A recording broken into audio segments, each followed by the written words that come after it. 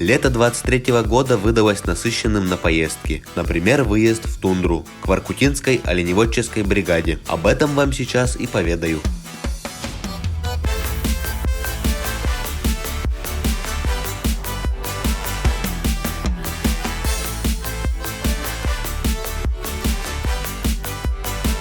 Эти прекрасные 4 дня в тундре я провел вместе с музыкантами. И всю дорогу, пока мы ехали по тундре, 10 часов тряслись в вездеходе, больше всего боялись, что разобьются инструменты с общей стоимостью около 1,5 миллиона рублей. Но этого не произошло, поэтому вечера в тундре проходили под живую музыку.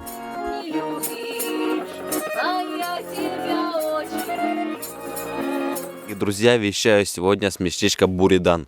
Нахожусь прямо в тундре возле реки Кара. Тут мы спали в одном из балков с гербом России. Очень красивое место. А самое важное, что тут тишина. Не вот эта вся городская суета, а тут тишина и жужжание мошек, комаров. И это даже успокаивает.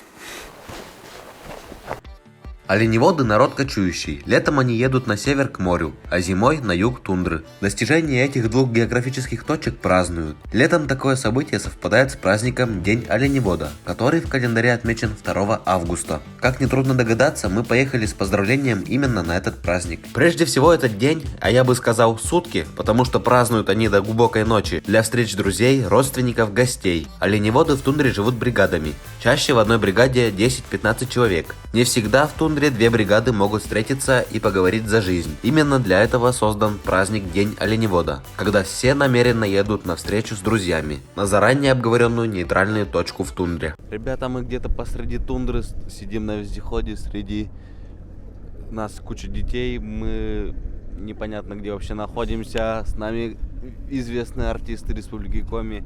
Куда мы едем-то? Мы едем на праздник оленевода.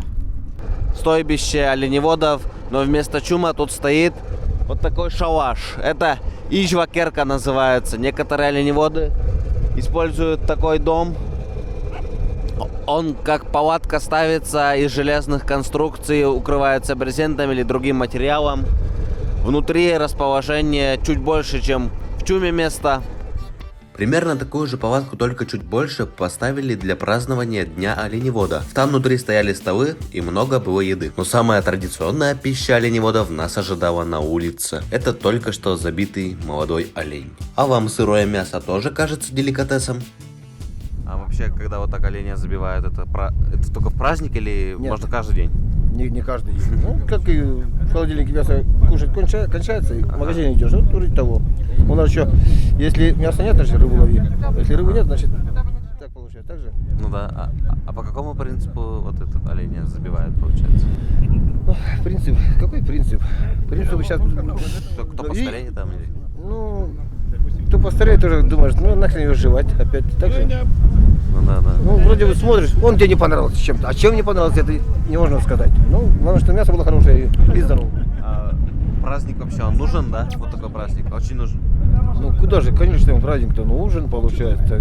Молодежь собирается, люди со всех бригад собираются. Мы встречаемся вроде бы как соседи, рядом живем, а рабочее время встречаться невозможно. Потому что 1-2 там, может, где-то встретился, привет, праздник. Иногда микрофон задувал ветер, никакая защита не помогала. Но ветер на сей раз в тундре был спасением. Во-первых, от жары, во-вторых, от комаров. Нам повезло. Мы по тундре ходили в кроссовках, шортах и в маечке. Благодать.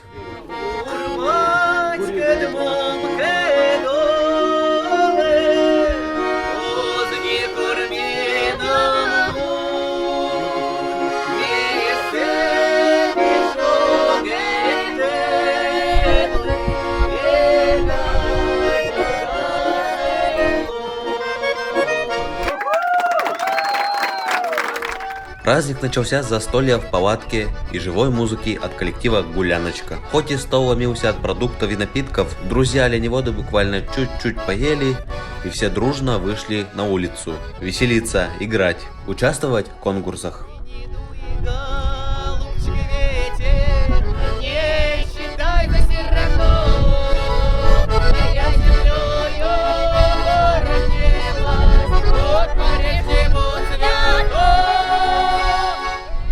Ансамбль «Гуляночка» сейчас дает концерты где-то возле Карского моря, буквально в 30 километров от Карского моря.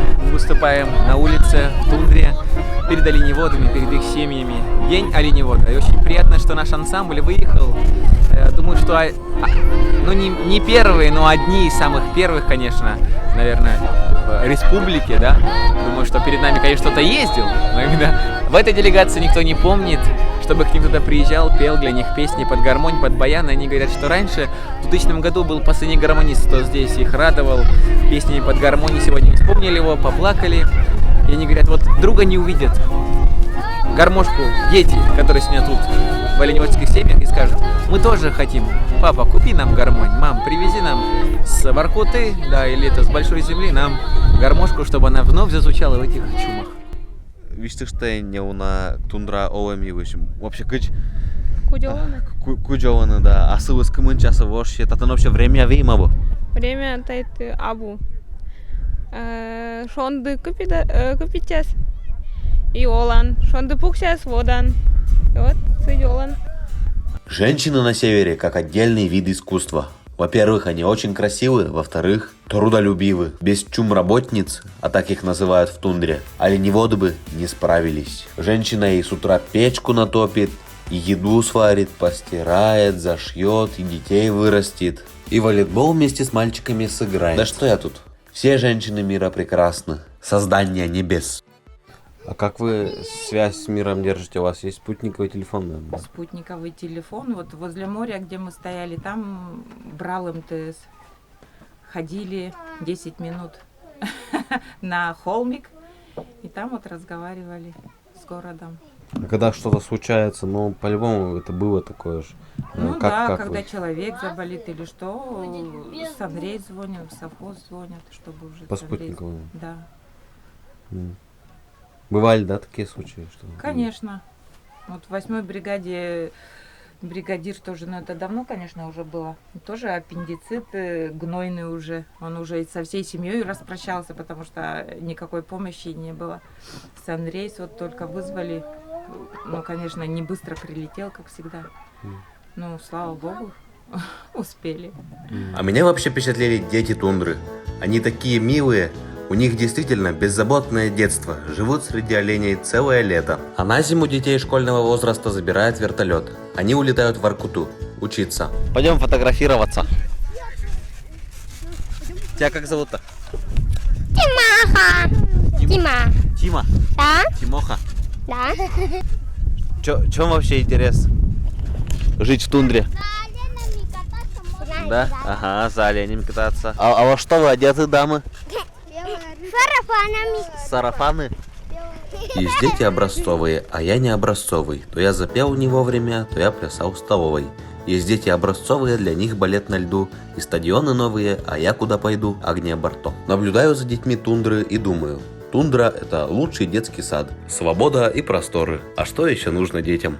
Правда, они подрастут и уедут учиться, столкнутся с цивилизацией. И большинство из них никогда в тундру не вернется. Из-за этого вытекает проблема. Число оленеводов кратно сокращается. Старые уходят, новые не приходят. И возможно мы одни из крайних, кто реально может соприкоснуться с бытом оленевода. Познать его наяву от А до Я.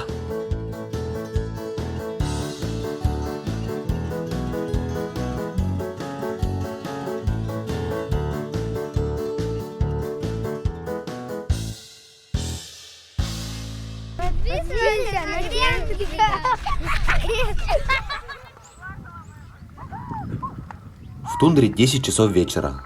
Наступил самый долгожданный момент праздника. После вечерней росы оленеводы соревнуются на оленьих упряжках. В гонках участвуют не только мужчины, но и дети и женщины. В полночь народные тундровые гуляния закончились. Победителей оленеводов чествовали подарками, а мы с рассветом уехали обратно в цивилизацию. Благодарность выражаю за организацию экзотического путешествия ПСК «Оленевод». Благодаря вам мы и зрители увидели, как проходит День оленевода, главный праздник тундры.